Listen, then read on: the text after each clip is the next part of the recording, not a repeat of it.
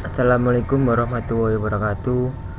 Di sini saya akan mempresentasikan hasil kerja kelompok kami dengan unsur logam Cr dan Mn. Cr itu kromium dan Mn adalah mangan.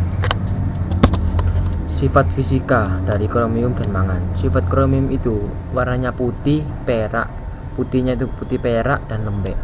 Berat jenisnya itu 7,20 pada suhu 280 derajat Celcius. Titik leleh kromium ini adalah 1900 Celcius dan titik didih 2690 Celcius. Kromium ini tahan terhadap korosi dan panas. Kemudian unsur mangan. Unsur mangan itu keras dan getas berwarna abu-abu merah muda. Tidak leleh pada suhu 1246 derajat Celcius atau 2275 Fahrenheit.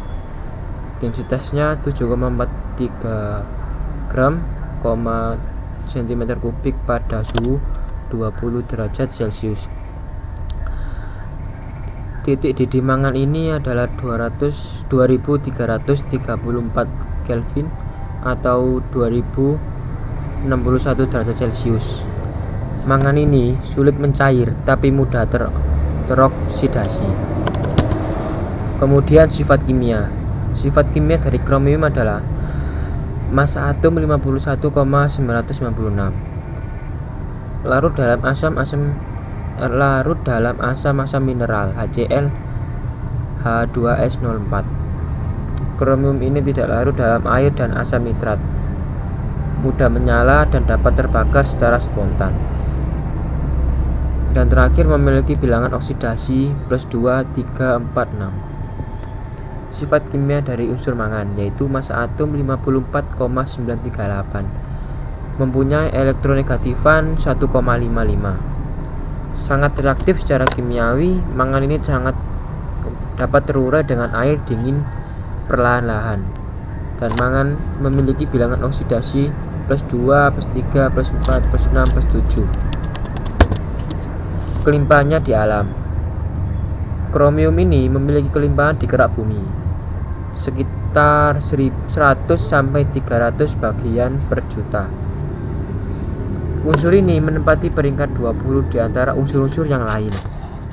Jadi di sini 49 ini terdapat di wilayah Afrika.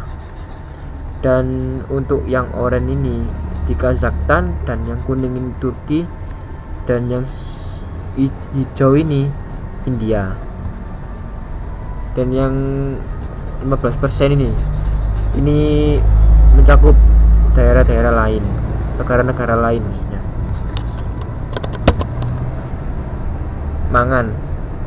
Mangan itu terdapat dalam tanah, berkisar antara 20 sampai 3000 ppm. Bentuk mangan dapat berubah kation Mn++ atau mangan oksida. Potensi mangan terdapat di Indonesia itu berada pada Pulau Sumatera, Kepulauan Riau, Pulau Jawa, Pulau Kalimantan, Pulau Sulawesi, dan Nusa Tenggara Barat, Maluku, dan Papua. Kereaktifannya. Kromium ini mempunyai kereaktifan unsur transisi periode keempat, ditunjuk dari nilai potensial reduksi standar yaitu negatif 0,90. Sedangkan pada kereaktifan mangan terdapat nilai potensial reduksi standar itu negatif 1,18.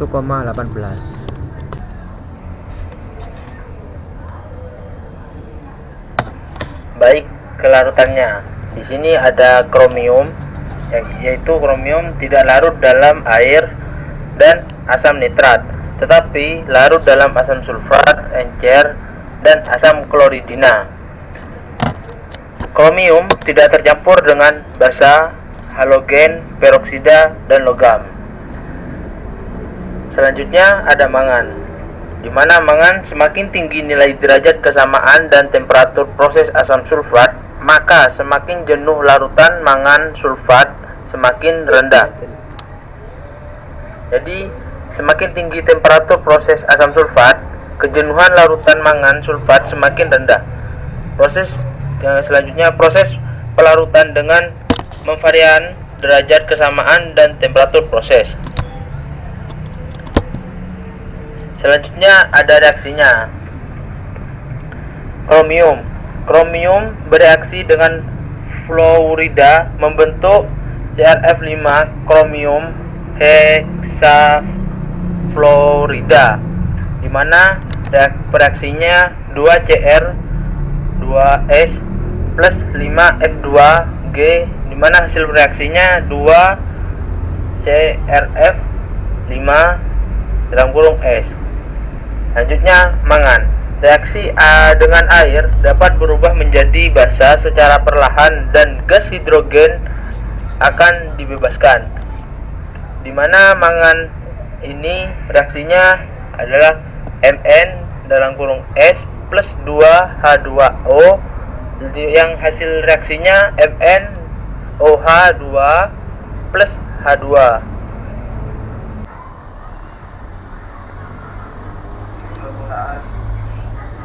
Pada logam kromium dan logam mangan.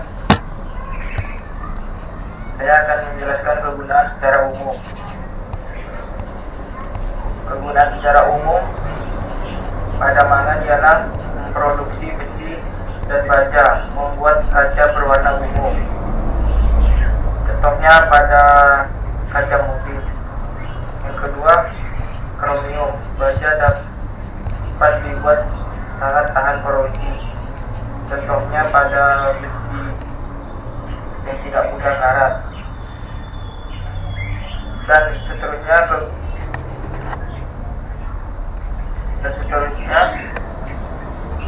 kegunaan di mesin alat berat mangan sebagai campuran pembuatan bahan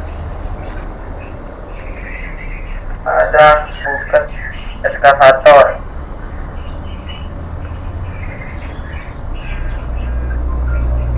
Pada buket eskavator, contohnya di bagian-bagian eskavator. Yang kedua,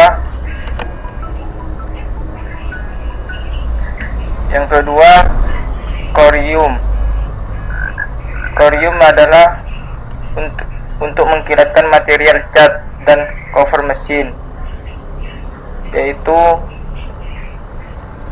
untuk mengkilapkan mesin, untuk mengkilapkan cat yang udah dicat, contohnya pada pengecatan mobil atau yang lain-lainnya. Sekian dari presentasi saya. Wassalamualaikum warahmatullahi wabarakatuh.